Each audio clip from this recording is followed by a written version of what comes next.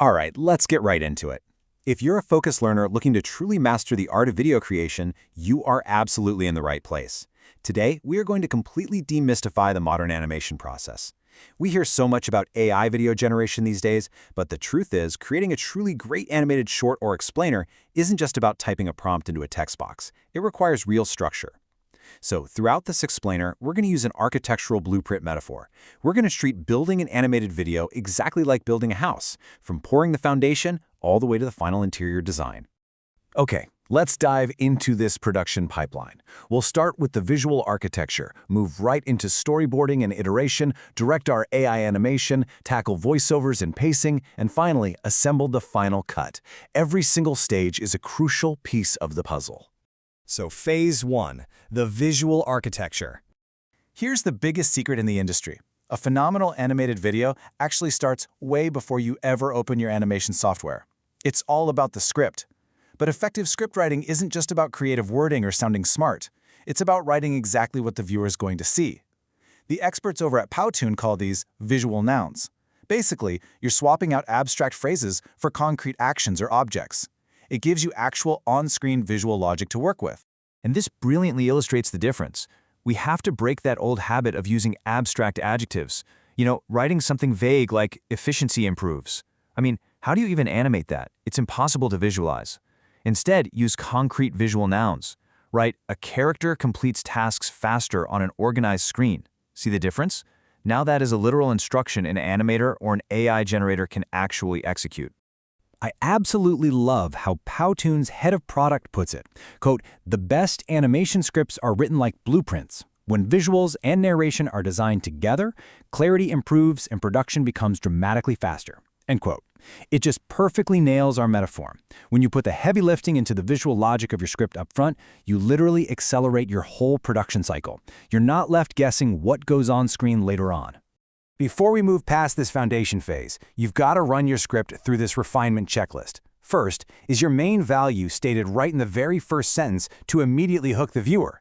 Second, have you totally slashed all those filler words and marketing cliches? Third, and this is a big one, is there enough visual space for the animation to carry the meaning? Meaning, are you quiet for long enough? And finally, are you naming specific professional roles or tools? Ticking these boxes ensures your script sounds like true expert guidance, not just some automated text output. All right, moving on to Phase 2, storyboarding and iteration. Now that our foundation is poured, we translate it into the cinematic realm, the framing of our house, if you will. And here you're going to hear a specific industry term, the animatic. An animatic is basically a very rough animation of your storyboards edited together on a timeline. It's the next step up from static drawings, and it lets you stress test your narrative flow. You get to see if your shot timing is actually going to work before you commit to full-blown production. Veteran storyboarding artist Alan Huynh hits the nail on the head here. He says, storyboarding is the stage when mistakes are cheap. And honestly, that is such a massive mindset shift for a lot of creators, and kind of a huge relief, right? Iteration, trial and error, they absolutely have to happen right here. You want to spot a plot hole or some awkward pacing when it's just a rough sketch on paper, not after you've burned hours rendering expensive final animations. Now, if that sounds intimidating, don't overthink it. Alan's advice is to tap into your empathy and a bit of childlike wonder. Try to actually embody your character to test out your visual ideas using a super simple 3-panel storyboard. Honestly, sticky notes work perfectly for this. The whole goal is to solve your story problems without words, just relying on visual tools like light, shadow, composition, and camera angles across those 3 little panels. Which brings us to Phase 3, directing AI animation. So the framing is up, and now we arrive at the drywall of our house. This is where modern AI video tools step in to massively speed up the actual visual creation. But what's really interesting about this is the huge contrast in the tools available today. Generic AI video tools can be super frustrating. You get these random 5-second clips where you only control the style. It's basically pulling a slot machine lever. But director-level AI, platforms like Media.io or Kapwing, give you total control. We're talking editable storyboards, locking in a consistent character, and the ability to regenerate a single shot if it's messed up. You are actually directing, not just gambling. Let's walk through the exact workflow these modern platforms use. Step 1, you set the brief. You paste in that highly structured script we just talked about, and you pick your aspect ratio and style. Step 2, lock the cast. You can upload photos or sketches to generate 3-view character references. That means your main character is going to look the exact same in a coffee shop as they do climbing a mountain.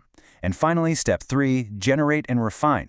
The AI builds out your storyboard cards, and if one single shot feels off, you just re-roll that specific flaw. You don't have to regenerate the entire video. Let's jump into phase 4, voiceovers and pacing. Our house has walls, right? But now it needs an atmosphere, the interior design. Your voiceover is what sets the tone, the context, and the emotional depth for your whole explainer. Now, if you take literally nothing else away from this section, burn these numbers into your brain. 150 to 160. That is the golden rule for pacing. Industry leaders like Speechify and Powtoon all agree that writing your script to be read at 150 to 160 words per minute provides the absolute sweet spot. It's fast enough to keep them hooked, but slow enough to give viewers the breathing room they need to process your audio and the motion on screen. And to capture that perfect audio, you're going to need the right tools. Luckily, there's so many highly accessible options out there right now. You've got heavy hitters like Adobe Audition, free open source software like Audacity, or even just GarageBand if you're on a Mac. Those are perfect for recording a pro-human voiceover. But hey, if you don't have a voice actor handy, platforms like Speechify offer some seriously impressive AI text-to-speech options. You can instantly generate highly realistic voices in dozens of languages, which is a total game changer. And finally, we hit phase 5, assembling the final cut. We are finally ready to move into our beautifully built home. The final cut is where all the magic really coalesces, taking all those raw materials and polishing them into a final, publishable product. This means editing your AI-generated scenes on the timeline.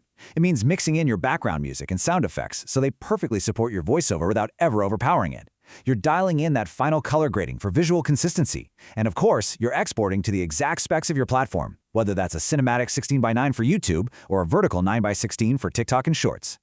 So look at what we've done. We've taken an abstract idea, built a concrete visual script, mapped it onto storyboards, generated the AI visuals, and polished the final edit.